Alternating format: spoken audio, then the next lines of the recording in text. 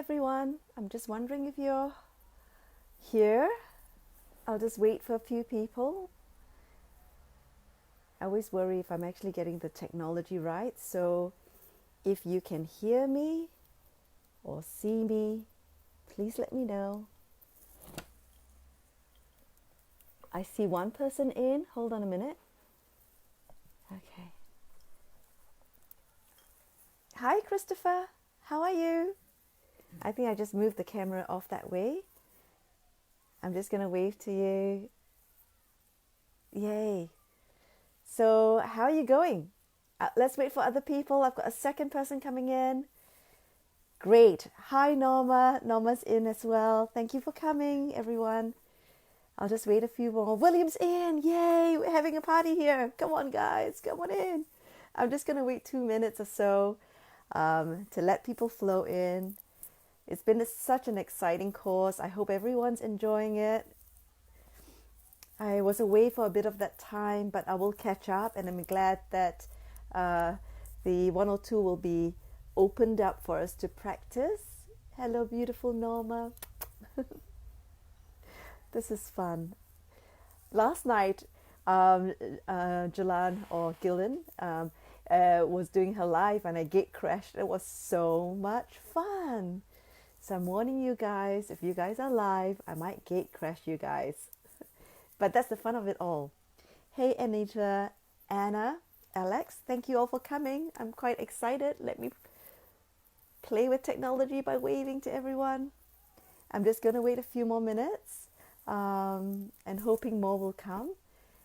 As I've always done in the last few lives, my way of doing channeling is that I write a passage and then I read out the passage and then I explain bits and pieces, and then they say use this example from my life and use that example, and then that sort of fleshes out what they're trying to explain about a topic area. When I say they, it is actually Phimo. Phimo is my higher self, and it was a joke because I used the word Phimo being Phil's mojo because I didn't have a name for whoever, I've been inspired by over the decades. So Phimo is a name that came up in my corporate life. And then I put the little I in front of it, being me in collaboration with my higher self. And I'm finding that, and different people channel differently, but I seem to be channeling and embodying my higher self quite a bit. And therefore the wisdom comes when it is combined.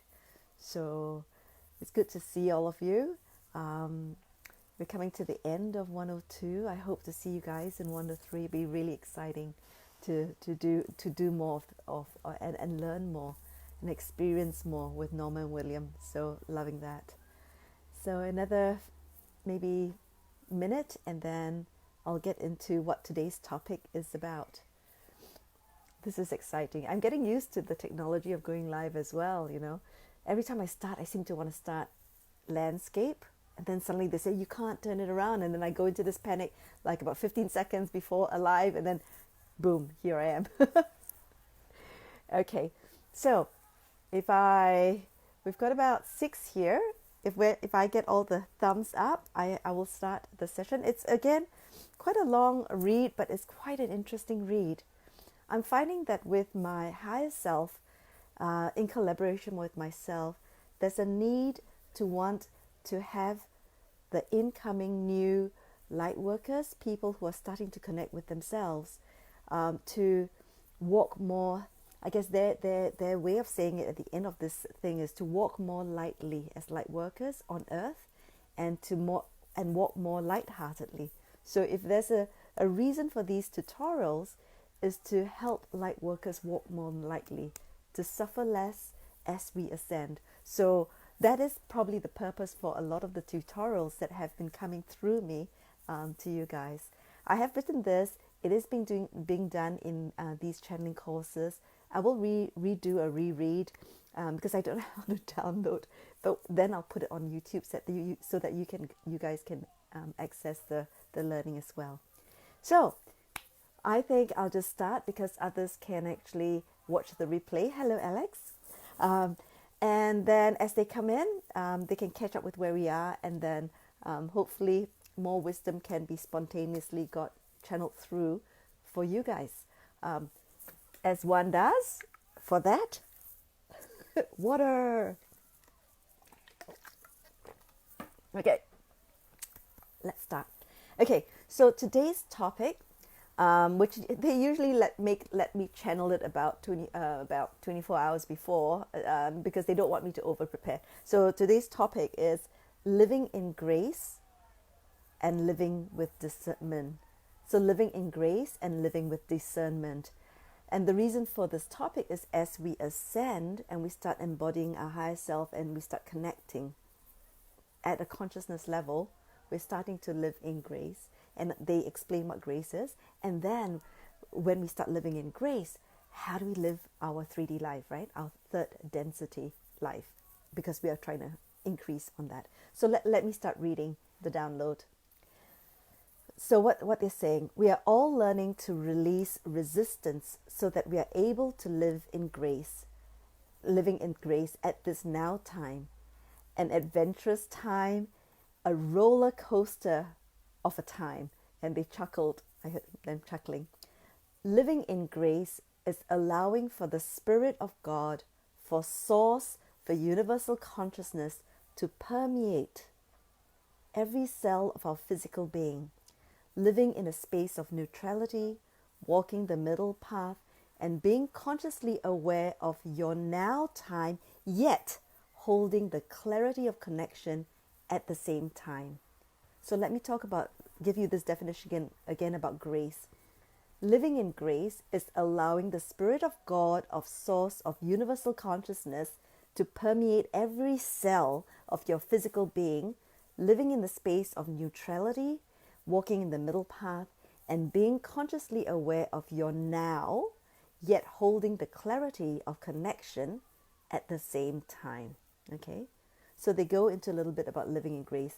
Living in grace brings forward the higher self in an embodied way where the two, your higher self and your lower self, are merged. Your higher self is the self that is the spark of all that is, one that holds infinite wisdom, holds compassion, holds kindness, holds love, and the self that knows why you have chosen to be here at this now time. Your living in joy, also known as living in high vibration, helps you embody the grace of your higher self that's within you. Right? Hi, Patricia. Living in grace gives you the light within you to reach the heights of bliss from inside out. Okay? Living in grace also shines the light from your etheric heart outward. It shines it outward to show you the path, to show you your purpose, to show you your driven purpose path, right? So it's to embody your higher self, is to open your heart chakra, to shine it out, to show you your purpose-driven path. When you live in grace, it all unfolds before you. Living in grace is having the hand of God, of Source, through your higher self. They wanted me to use a hand and finger analogy. So Source comes through a finger, goes through your physical embodiment, right? Where God and Source walks beside you from within you. Okay, you become humbly yet magnificently equal to all. What's really interesting is the more we ascend, the more humble we are, because we are knowing what this is all about, and it is magnificent and it's beautiful. And the thing is, we are humbled in an equal way to all, and it's magnificent. Yeah, it is a resonance you seek to be in more and more. No, it is a resonance you seek to be in more and more in. It is a resonance you seek to be in more and more in your being and in your doing, and you in your knowing wish to be in that state all the time. So what they're trying to hint at is it's really addictive. The more we vibrate higher, the more we ascend, the more we embody ourselves, the more we carry grace, it is becoming more and more addictive, because it's beautiful and it's magnificent, right? The challenge is they always come out a but. There's always a but. The challenge comes when we are wanting to live in grace, that is, to be in our fifth dimensional selves, to act in our fifth dimensional way, but our physical self is still living in a third dimensional earth existence. We know earth is shifting, but it's still anchored in third dimensional existence. So there is a fracture, there is a dissonance when that happens. They always show me the hands of we're going up, but our lower self is going down like that, right? We're sort of fracturing. So they wanted to talk about ascension and the shift in the dimensional form. So whilst we are ascending, what does ascension mean, right? So they're saying evolution from a carbon-based human, which is what we were in third density, our evolution to crystalline form takes time. This is a thing that people don't get. They think we're going to evolve, we're going to ascend, we're going to get to 5D. They think it's going to be really fast. Actually, it is. It takes time. And for some, what they're saying is it takes many lifetimes. Being impatient about it doesn't work. That we need to go through the processes.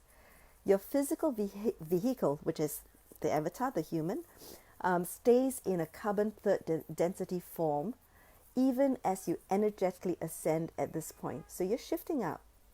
Only when you can hold the continuity of the resonance of fourth density, right? That is the love vibration, can you attain the fourth density physical state. So you need to hold it continually. So what they're doing is using a metaphor on earth on measurement, and we're going to talk about it. So your physical self in this awareness is anchored in the third density form at this point of time as we ascend. You may resonate higher, and so the analogy or metaphor they're using is measurement.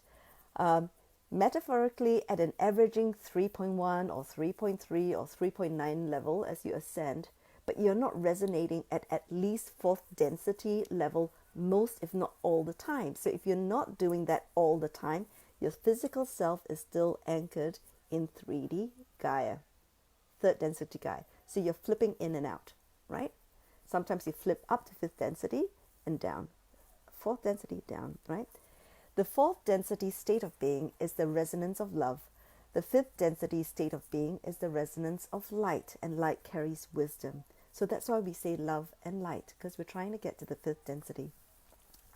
You evolve to become crystalline when you evolve into a fifth density form energetically all the time. So you, right? So we are shifting beautifully bit by bit.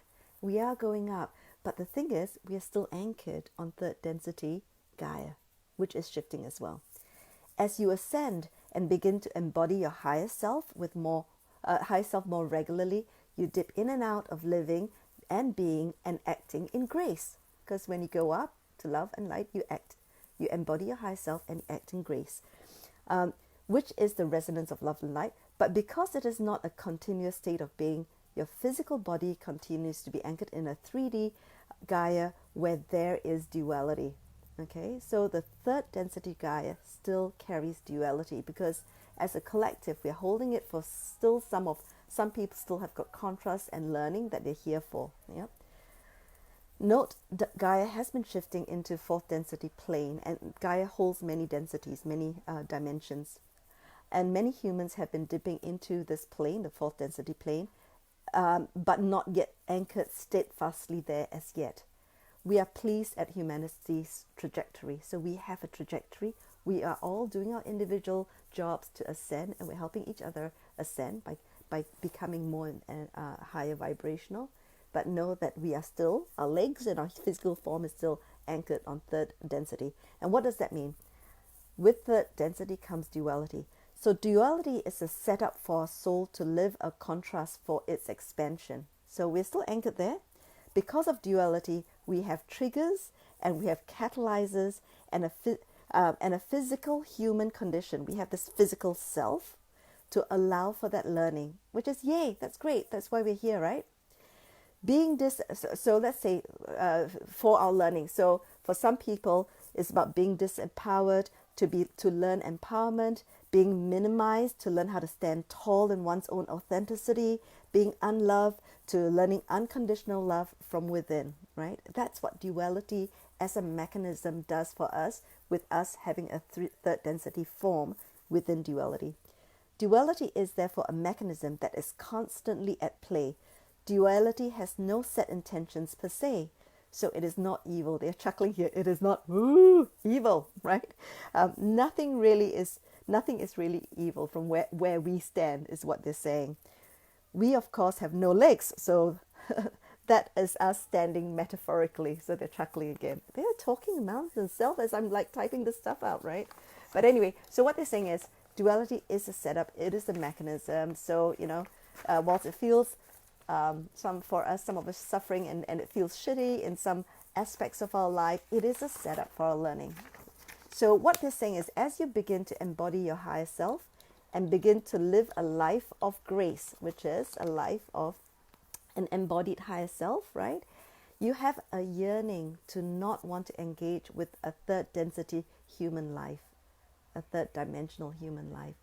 And they said, and a human life that is set up for what you see as strife. It is set up for learning, but what we sometimes see as strife and suffering, right?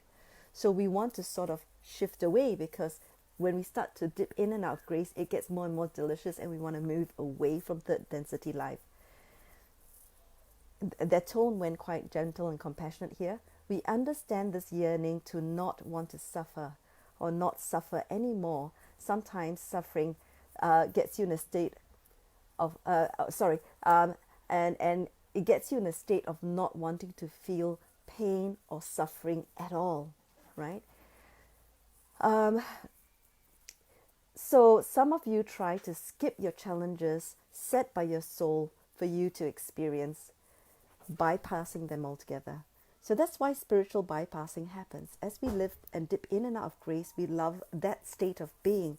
So we're seeing third density life as, which is set up with duality for our learning, as a place of an existence that has suffering and pain with it. So we're trying to bypass it. And what they are telling us in this paper is actually that's the wrong way, because we have a soul plan to live a soul learning experience, and we can't do that. So they said the conundrum you're facing as you embody your higher self more and more, and you find the state of grace so tantalizing and delicious, is this question you may be asking yourself: how can we continue to seek ascension and yet tiptoe through this landmine 3D filled life without having a landmine take us down, right? This is the conundrum we're all in, which is a fascinating thing. So they said, well, the answer to this is developing the gift, which we all have, the gift of discernment. So we can live in grace if we can develop our skill of discernment, right? This will bring us, our two selves together in a merged form, and our ability to live more lightly on earth. So, what did they say about discernment? Discernment is a skill like any other spiritual skill. You choose to want to have it, you believe it is there to have, and you take time to practice it. Philamae is a natural at it, and we hope she will one day teach the tools, tips, and tricks in her Spirituality 101 course, which we promise is forthcoming if she would only step aside. And they were like chuckling, big chuckling there. But anyway, discernment is a skill that can be taught. Yeah. So the answer, and she says, back to developing your gift of discernment. So the light is in my eyes. So I'm trying to sort of like avoid the light, which is quite difficult. Okay. So how do they define discernment? Discernment is the ability to observe every now situation from your higher and the more knowing self. And for that, you have to learn to be more aligned, to understand the game within the game within the game that's being played out, and to proactively choose your attitudes or actions from that perspective. So align, stay in the state of grace, become an observer, be discerning about what's happening in your 3D life. So I'll always read definitions twice so it has clarity. Discernment is the ability to observe every now situation from your higher and the more knowing self, to understand the game within the game within the game that's being played out, to proactively choose your attitudes or actions from that perspective, right? Okay, they continue. Your third density anchored life, until it becomes 5D, is operating under the duality mechanism. So it will seem that life is still continually throwing at you or throwing at the people around you triggers from situations, triggers from people, curveballs, life lessons, and low vibrating but highly attractive situations to engage with. So duality is a setup for that, right? And you feel that it is still being thrown at you even though you're ascending, right? Sorry, I just need to turn the page, which is not easy. Okay. What they're saying is your role is now to embody your higher self with your human avatar, put on your magical discernment goggles, and discern which trigger, which people triggering you, which curveball thrown at you, which situations are there for you to engage with, and which ones are not for you to engage with, right? So you need to discern which ones are yours and which ones are not. Okay. They talked a little bit, they did a paragraph on spiritual bypassing. Spiritual bypassing will have you avoid everything the ego deems low vibrational rather than be discerning about your engagement of them. Yeah. But the truth is that your ego runs on fear and puts many things into that too hard basket, and then you run away. The point is, you are here for a contrast learning, and you are here to help with humanity's ascension. How can you do either if you opt out of life to live in your cotton wool padded windowless cell? You can't. We chose this life. We were the lucky ones. We were the lucky third of souls that were able to come and incarnate to take us into the ascension, to heal a lot of the stuff that we need to heal. So by opting out, we're actually not doing the stuff we're here to do. What if your soul came down to specifically learn a lesson or to transmute generationally accumulated dense energies? Avoiding the lesson or not transmuting will just bring in more of the same in difficult guises. So even if you try to avoid it, if it's in your soul plan for you to learn a lesson, you can avoid it all you want. The lesson will continue to be thrown at you, and it will be higher and higher in intensity so that you will learn the lesson. So if you just spiritually bypass, you're not actually helping the reason why you're here, right? So it will keep being, it's almost like, shots being fired at you. Till you learn your lesson, there'll be more setups of situation and triggers for you to learn that lesson. So staying courageous to live a light bearer's life is to engage with your personal contrasts, to engage with humanity's contrasts, to engage with the time of transitioning and reconstruction of Gaia, and to live all of them out in grace. How you do this is with the presence and with the wit of discernment. They said, some steps as an example here. When faced with any trigger or situation, you first need to have a setup. The setup will take the sting away. So first engage your higher self. Meditation gets you there. Saying to yourself, what would love do, gets you there. Once you engage your higher self, then put on your discernment goggles. And they want me to go like that, okay? Pretend like that or like that. Just put on your discernment goggles. So your higher self is in situ, put on your goggles. Because this physical mechanism of just doing this puts you in a different observer space, okay? So they said, put on your discernment goggles and ask yourself, the observer, is that trigger your lesson to be lived out, or is that someone else's lesson?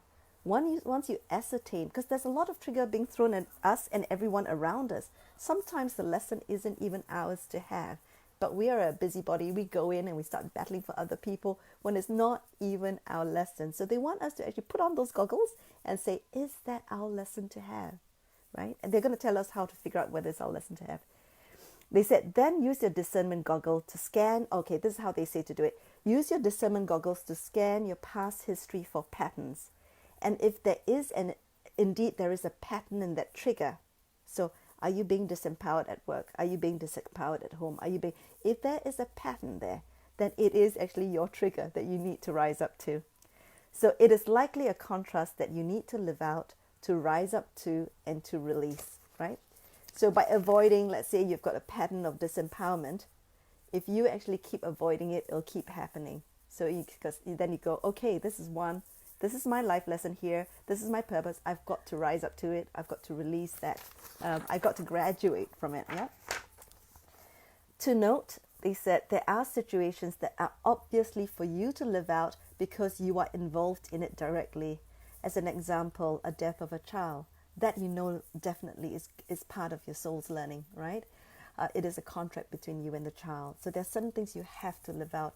Family, things that happen within the family, you're involved in it. You've got to do it. Then there are situations you can choose to or choose not to engage with. For example, office politics, right? You don't have to engage with every one of them. Sometimes the lesson isn't for you. The former you need to engage with, the latter you need to determine if it is a part of a repeating pattern in your life. If so, you need to step into it, rise to it with grace.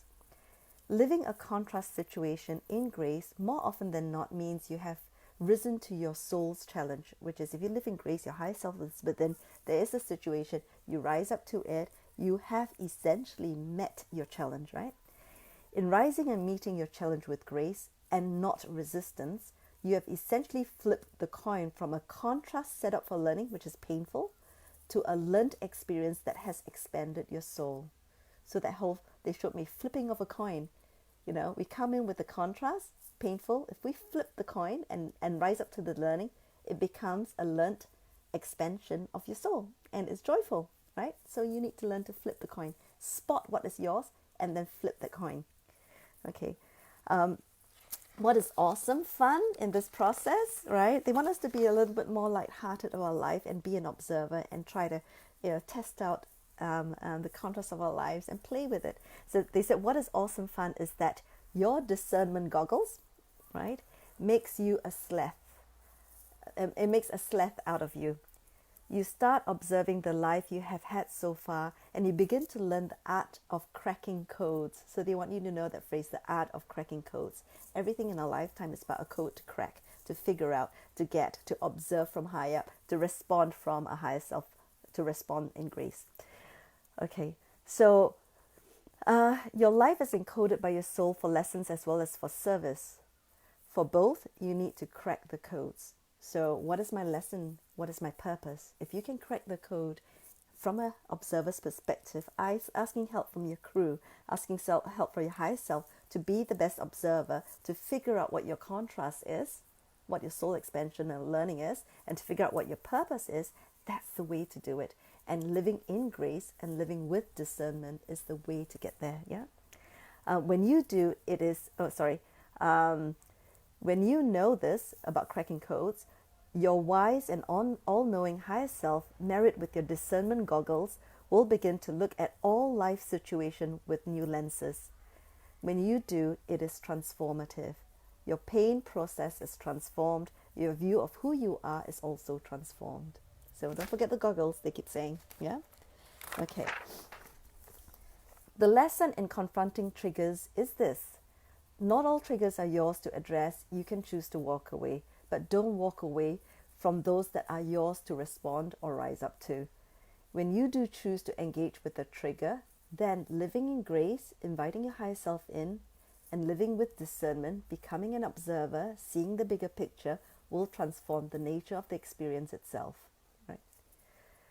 So there are some examples that they wanted me to tell you about, like when about 10 years ago when I was breaking up with my ex and when Stephen was breaking up with his ex, we were in battles and we had a court case. I had a court case going, and when you're in battle with someone, right, they will write one page and then you will respond to every point in 2 pages, and they will write 3 pages and you will write 4, and it just goes on and the vibration goes down, right?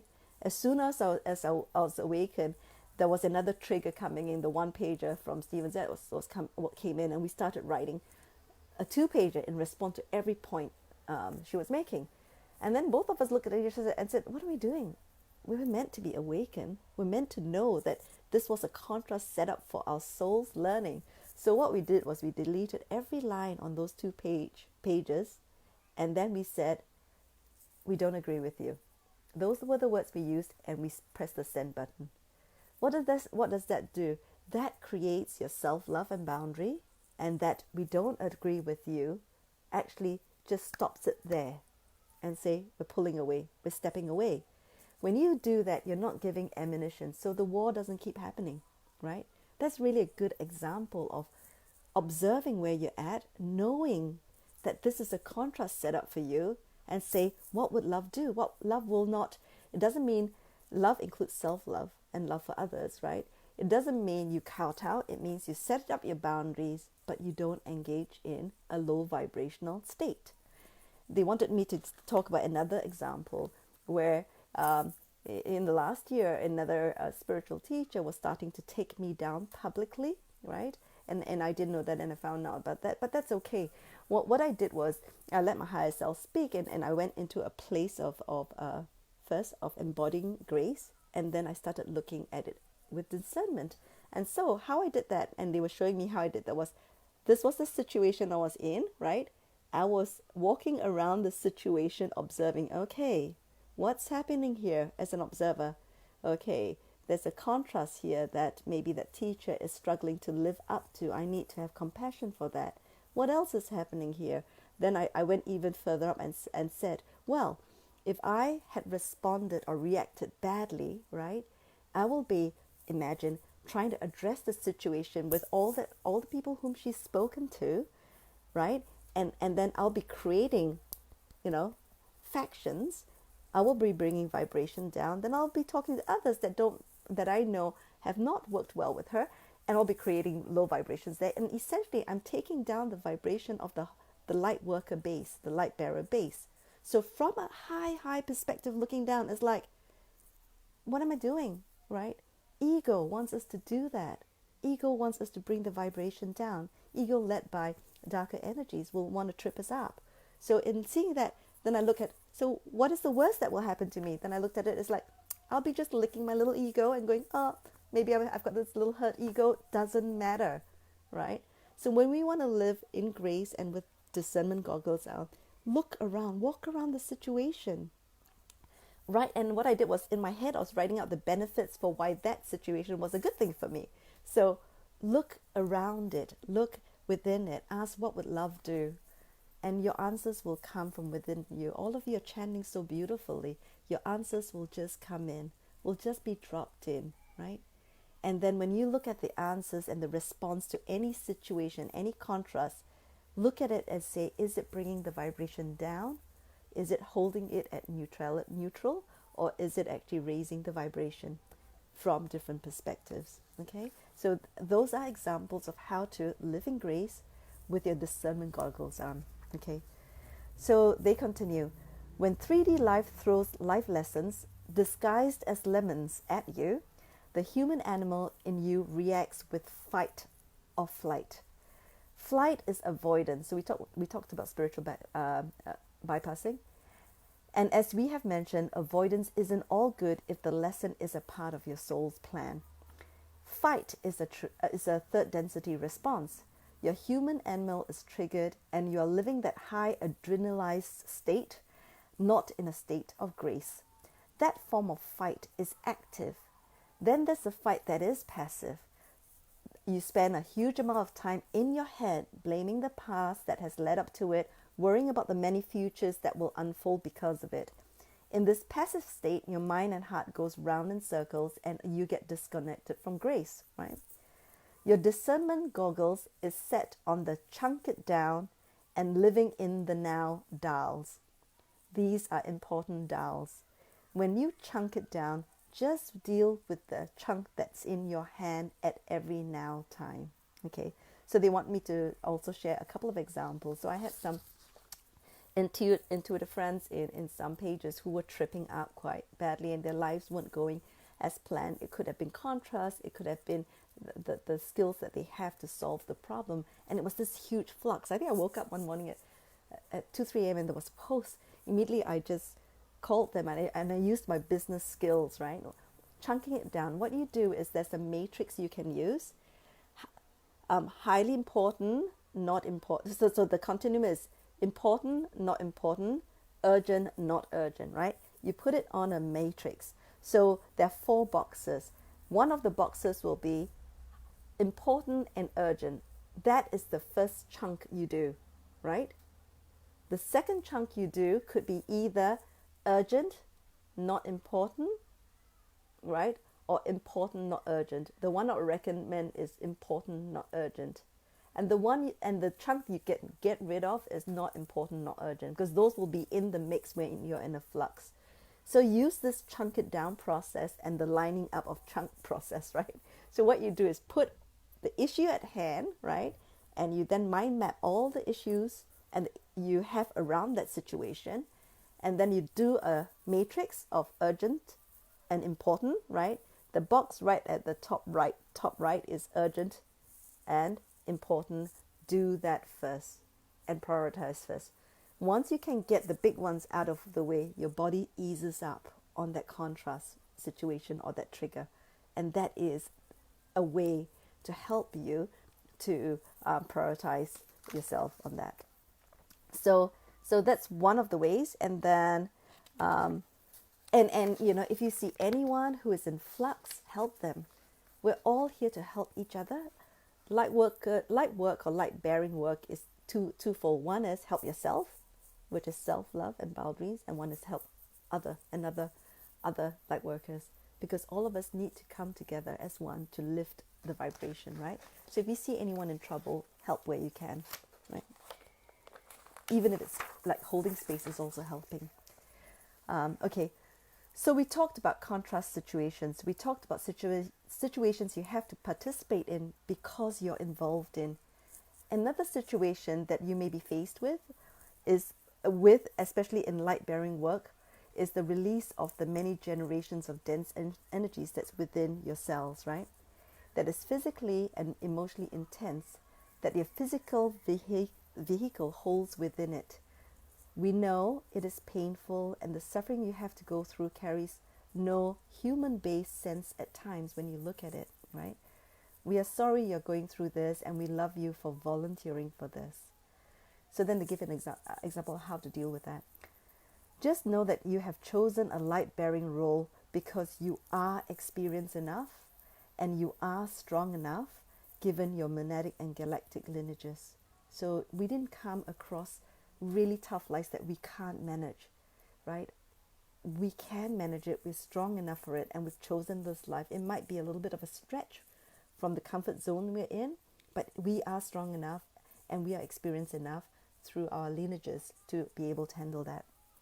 So know that, okay, so you're strong enough and experienced enough to carry this mission of transmuting through. Know that when you release the dense energies from within you, you are lifting the same for all the generations before you. You chose to be incarnated in this generational line for that purpose. More often than not, living with a childhood trauma fits that same bill. And that bill is something you cannot change because your childhood is in the past. Generational density within you is also, you can't change the way it has been incurred. It's with you, these two. If we were in your shoes, what you need to do is to change the energetics around the memory of it, right? Or the energetics around it.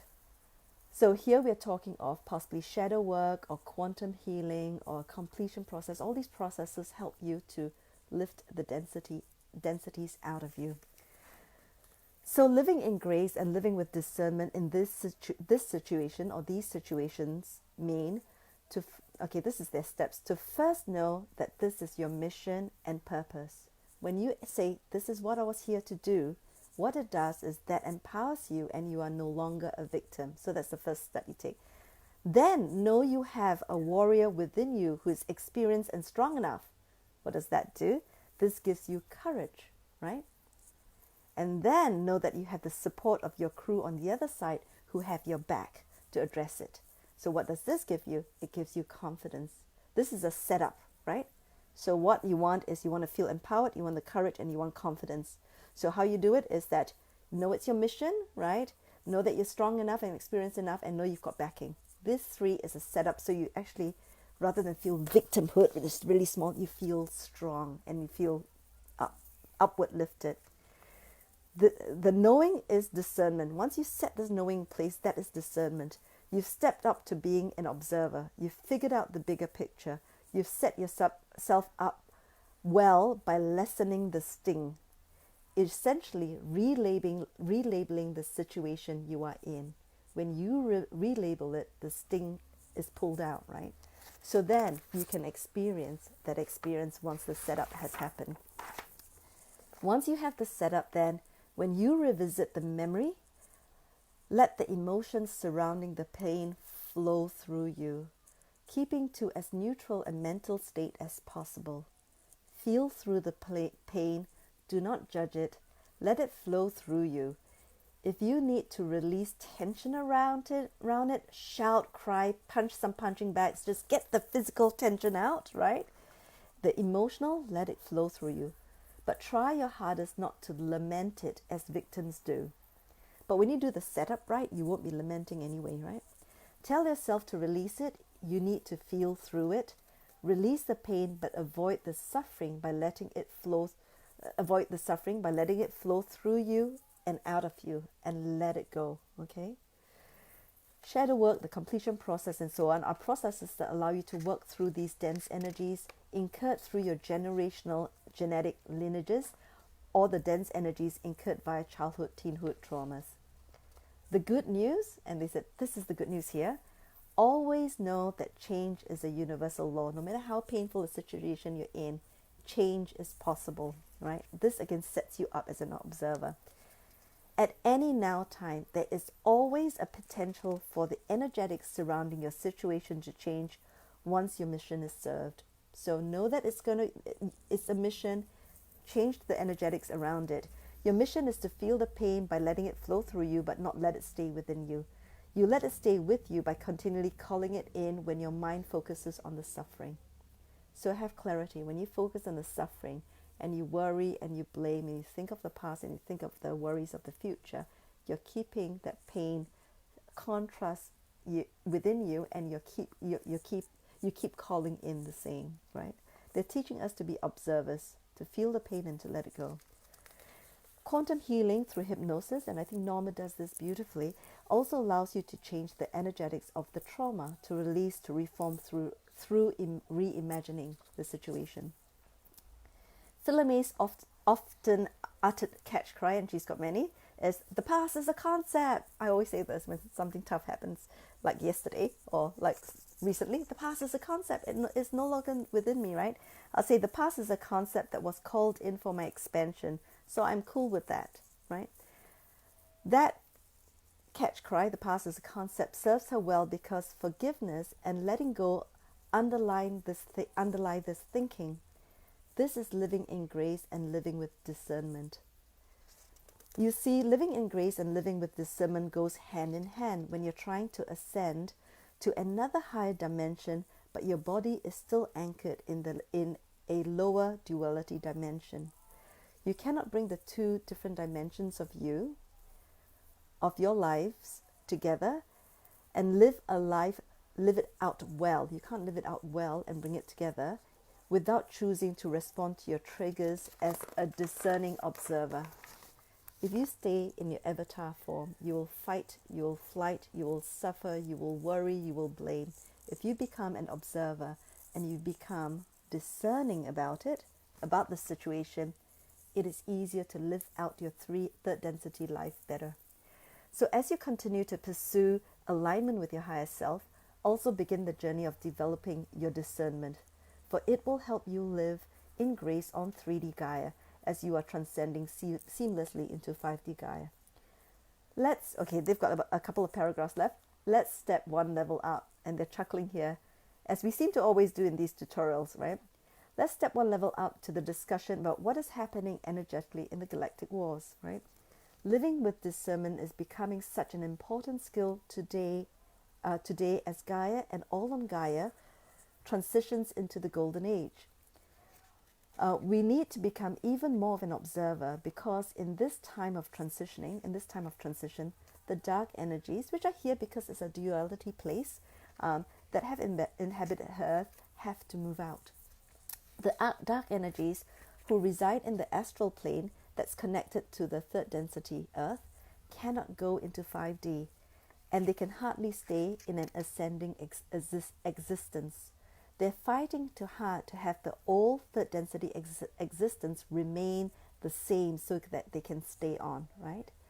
Light bearers and workers are therefore targeted because they are the ones that are contributing to the awakening and the ascension of humanity. So we are essentially raising it up and empowering the darker energies. So we are the target. So they're tripping you up and separating you from the powerful force that you are together becoming is a key priority for them, right? So know that it exists because of the duality states and energy, and they are the setups for our learning, but they exist. So their job is to trip us up. Their job is to separate you and I. If you find that there's any misunderstanding, stay in the place of love and connect, right? And always give the benefit of the doubt to another light worker and say, maybe they're just facing a little bit of a tough time or whatever. Stay in the place of love, right? And then try to not let that trip up happen, because that is the way. Yes, Norma's perfectly right. You must stick together, right? So when you are actually resonating beautifully with another light worker and you're going, wow, we can co-create together. Guess what?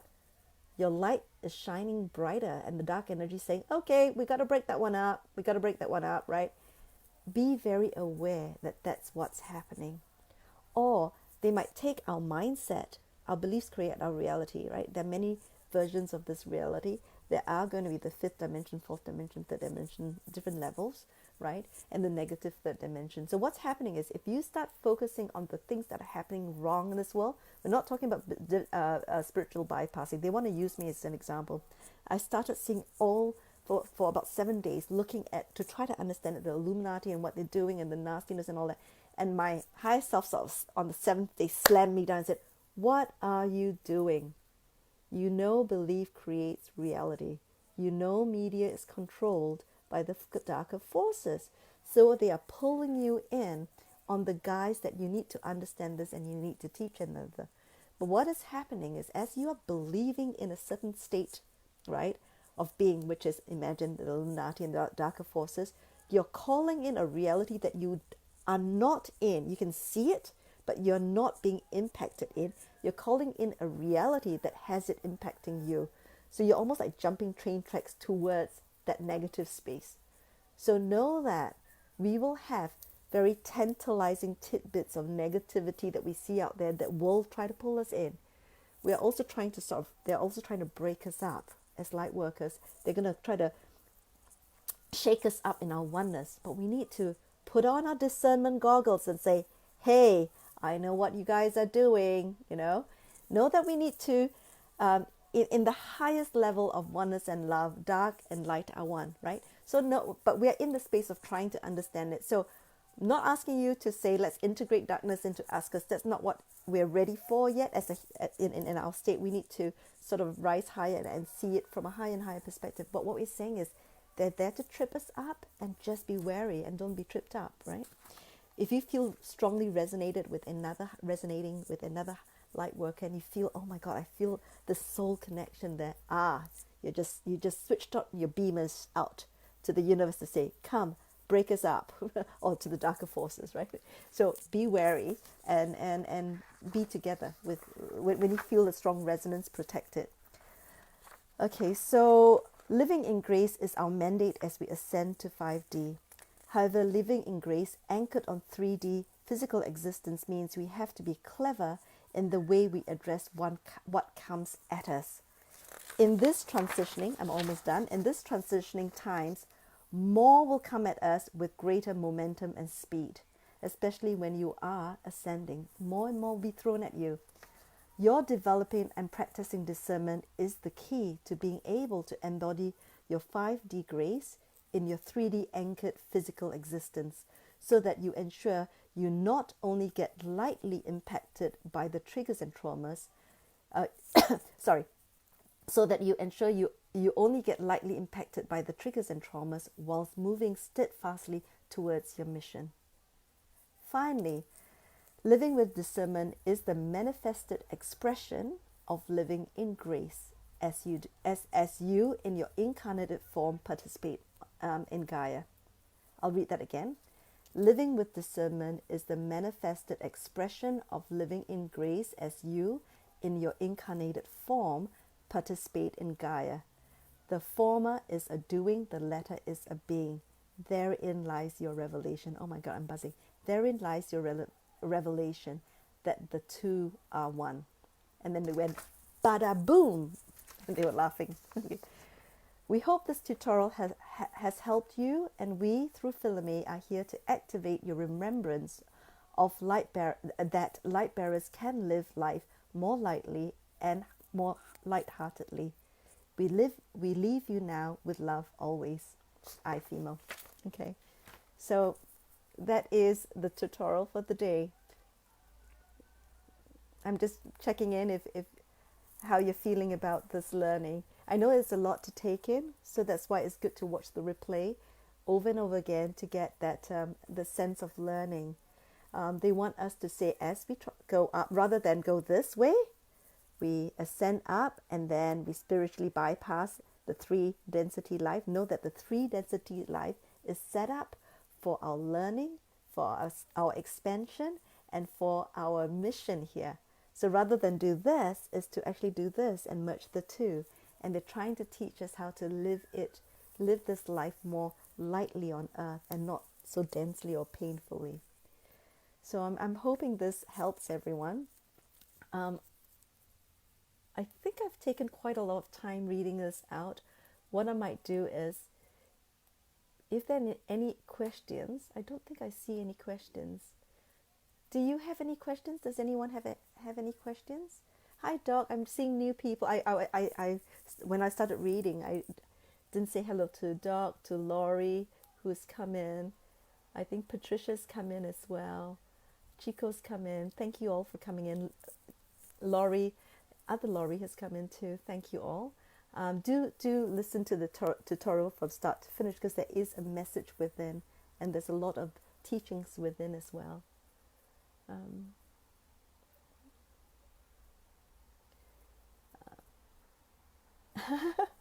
Patricia, yes, it was really interesting. As Patricia said, Philamae, I would like to read all of Phimo Speaks in a book. And what was interesting is, as I'm writing this, I'm feeling like these are chapters of a book. And in this particular writing, they're actually saying that it is for light bearers like you and I to live more lightly and lightheartedly, because I'm quite playful. So I have the playful DNA, and they think I can do that, teaching well, teaching people not to get impacted. So yeah, I had the sneaky feeling that they didn't want to scare me by saying, hey, you're going to write a book. They're saying, okay, we'll give you this piece, and we'll give you this piece, and we'll give you that piece. Oh my God, bing, it's a book. So yes, Patricia, I have this inkling that it's heading that way, and I'll keep everyone posted. I will start collecting these pieces and editing it so it flows. Yay, Norma said put in a book. Thank you, Norma, for the confidence. Hey, Gigi. I call him Jilan Gigi.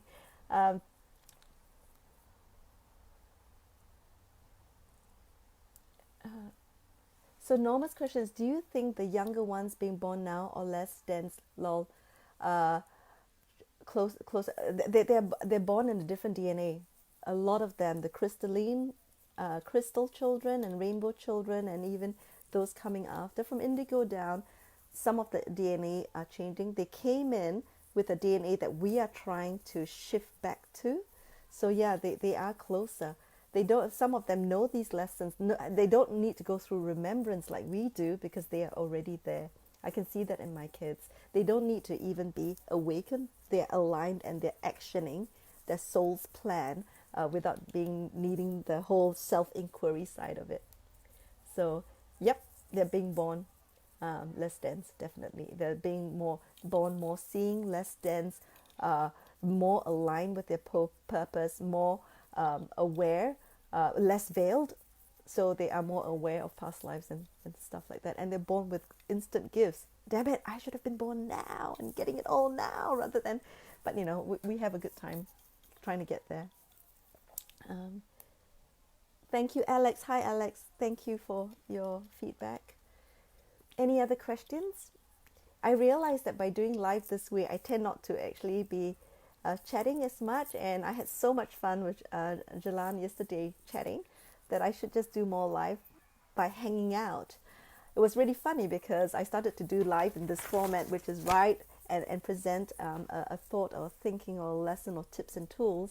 And I was speaking to Norma, and I said, Norma, and Norma says, oh no, why don't you just go live? I said, I went, but, and in my head was, but I feel I need to have something worthy to give. And she says, oh gosh, Norma says, just talk about your nails, talk about your hair. It doesn't matter because we're just putting you in front, and people will start engaging with you. So I will try to do more of that, and I'm excited to do more of that. And I'll start gate crashing, as I said, some of your lives just to have fun. So that's what I'll do. Anybody else have got any more questions around this topic of living in grace, which is the embodying of your higher self, living with discernment, the marrying of these two concepts as one, because they're the one and the same thing. If not, then I think I'll leave you, finish off, and then catch up with you in lives and where we can hang out together. Norma says, and that you are so brilliant for me that you can talk about anything. And it's always so... I see everything with a lot of humor. So even in my own life when things are hard, I giggle at stuff, you know. Even, you know, when I was going through this hard... almost a thing with my ex-husband in the separation in the legal case, and we did a one-to-one, you know, and it's really funny. We had like really serious sessions, and then we are like laughing at some stuff because we've got just a wacky sense of humor. And I think humor helps us live more lightly, and like being lighthearted helps us live more lightly here. Thank you, William, for the feedback. William says whole and complete transmission. Anita says this fits with what I'm experiencing. I experience often in life, challenging life at times, and sometimes hard to be in observer mode, but try to focus on this. Yes, that's the difficulty, because our veils are so thick when we were incoming, because of our generation coming in, right? We feel it really painfully. And the thing is, right, light bearers and light workers feel it harder because we actually have chosen quite hard paths to walk. Our contrasts are hard, seems harder. I look at the light worker space in different Facebook groups, and you know, some people, some of the friends there would have a child being kidnapped, a grandchild being murdered. You have young adult children dying on them. You have cancers. The path is so hard. And then to have that contrast and try to find yourself and try to find your service to others to walk at the same time, right? So I agree that it is really challenging, and these tips are easy to say as tips. But for me, I had, years of a dark night of soul, but the practice of keeping light and light-hearted, it is a practice as much as channeling is a practice. The more we can become an observer, the more we can practice putting on the goggles and seeing it differently, it will come more and more naturally to you. And when it comes more and more naturally to you, then you'll find that the lessons are slightly less hard. The stings and barbs are taken off from the lesson that we still need to go through, but not as much suffering. So that is the thing about trying to practice being in discernment, having discernment, right? Because when it comes to that big whopper that will come along the way, the barbs are taken off and you can experience it as your soul planned for you to experience it, but not in a devastating way. So it's practicing before it happens, so that when you get there, your goggles are on, your higher self is embedded, you're living in grace, you can see what it is, and it is still painful because we have to live through the learning and release, but it is not devastating, right? Um, so William is saying so many of the students have broken the dimensional walls down and at least punched a good hole in them. I agree, because Guy is fourth dimensional now, and we are going like that. So we might but know that in an analogy, it's like when we started in just awakening, we were at 3.0, 3.1, 3.2. We're heading towards there, and we're spending more and more time now in fourth dimension. Some of us are flipping into fifth dimension. But what is happening is that what they're saying is that yes, we're getting there, but know that our physical vehicle is anchored here in duality, and duality throws triggers, catalyzers, and curveballs, and at us, because it's a setup. So as long as our feet are still planted here, we need to be discerning about the things that are thrown at us. Yeah. Anna says, "Thank you so much, Phil. Really informative and interesting. Thank you for the feedback. I appreciate that." And I think this 102 will be left on till 103. And what I might do is find a way to record it, maybe, and put it on YouTube, or have a ebook about all the lessons that we learn. So I'll do that. Okay, I think that's all I have in terms of questions. Gosh, I got off so lightly with questions. Phew! Thank God. Okay, I'm just making sure I did not miss anyone's questions, because I don't want to do that. I think that's it. What I'll do offline is I'll again have a scroll through to see if there were questions that I've missed. But if not, I'll leave you guys to the weekend, and I'll say goodbye and say see you again. Bye.